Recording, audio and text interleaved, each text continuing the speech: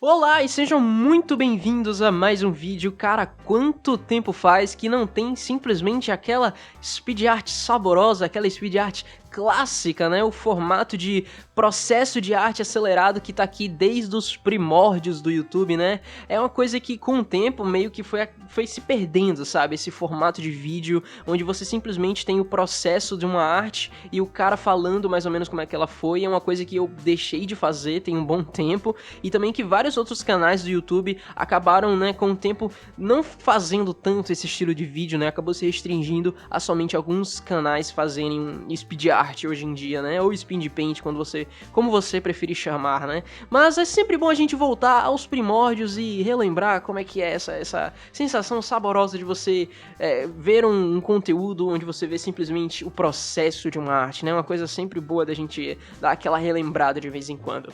E pra falar desse personagem, que é o Cuphead, daquele jogo muito interessante que não sei exatamente se ele foi lançado em 2018 ou 2017, mas é esse jogo que ele tem essa narrativa meio retrô, sabe? Essa narrativa meio anos 80, 90, que pega muito de jogos estilo Mario e tudo mais. Esse jogo que é muito interessante e que eu resolvi aqui fazer um remake de uma arte que eu fiz, eu acho que já tem 1 ano e meio mais ou menos, que é essa arte que vocês estão vendo aí no canto esquerdo desse personagem, e você vê que ele é uma versão brasileira do Cuphead, né? O Cuphead, que pra quem não sabe, o personagem ele tem meio que um formato de caneca, né? Eu não sei dizer exatamente o que tem na caneca, eu não vou relembrar agora, mas imagino que fosse café, né? Porque eu acho que a maioria das pessoas, eu não sei, usa caneca pra tomar café, né? Algumas usam pra tomar água, mas enfim, isso é um detalhe que não convém falar. E eu resolvi fazer uma versão meio BR desse personagem, como vocês estão vendo aí na esquerda, e eu acabei não finalizando essa pintura, né? Foi mais um teste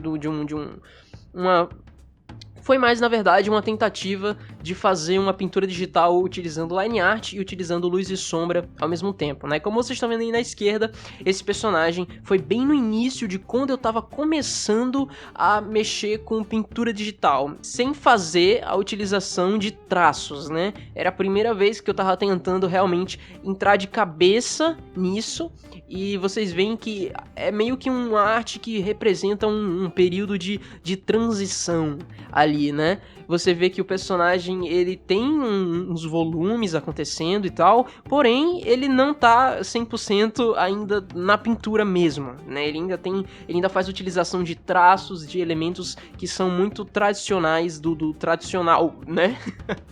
E eu tô tentando já, e hoje em dia, na verdade, eu já lido de uma forma muito melhor com essa coisa de não utilizar traços, né? Apesar de que nessa arte em específico eu até acabo utilizando de certa forma, mas hoje eu já consigo lidar muito melhor com essa coisa de não fazer traços, né? Uma coisa que realmente para o desenhista que ele vai fazer a transição é um novo desafio, sem dúvidas.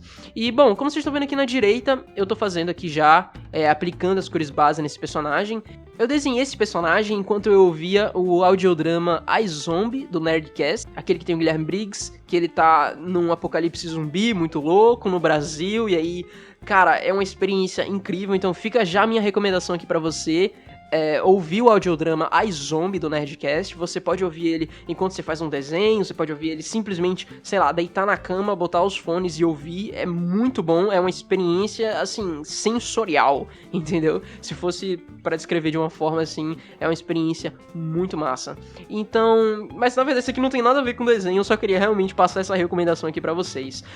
Fazendo esse desenho do Cuphead, né, uma versão brasileira dele, isso me fez pensar em como que as culturas costumam ser retratadas em jogos, né, em games, no caso, na maioria das vezes, norte-americanos. Né? Então, eu não queria simplesmente falar, como que são os personagens brasileiros, porque o Blanca, porque não sei o que. A pessoa fala de personagem brasileiro, todo mundo já fala de Blanca, né? Em uma gama de vários outros personagens brasileiros, geralmente o pessoal só lembra do Blanca, né? Mas, isso me fez pensar como que cultura é retratada em jogos, né? Como que a cultura, não somente a brasileira, mas, por exemplo, a asiática, a cultura oriental, a cultura europeia, a cultura latina, como é que a cultura no geral é retratada nos jogos, né? Que são, em sua maioria, americanos, né? Digamos assim.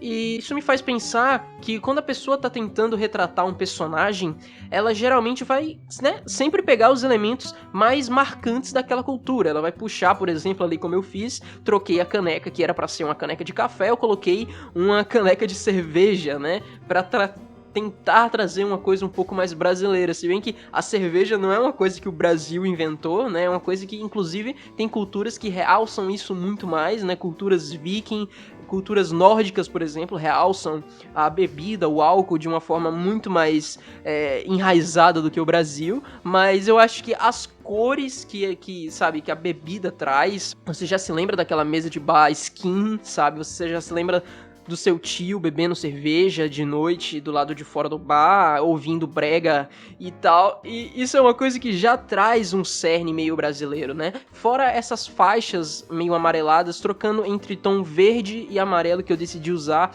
no short dele, isso também representa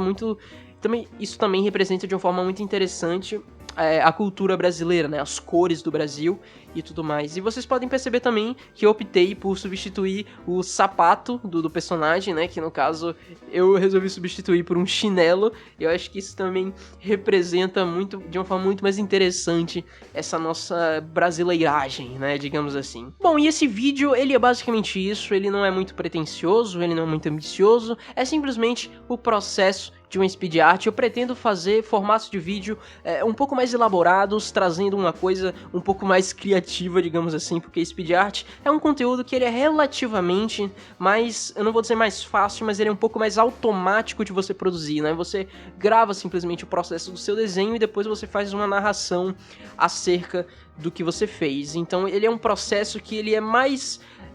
ele é menos complexo de ser feito, digamos assim, né? Eu tô tentando fugir de usar o termo mais fácil, mas eu acabo voltando a ele.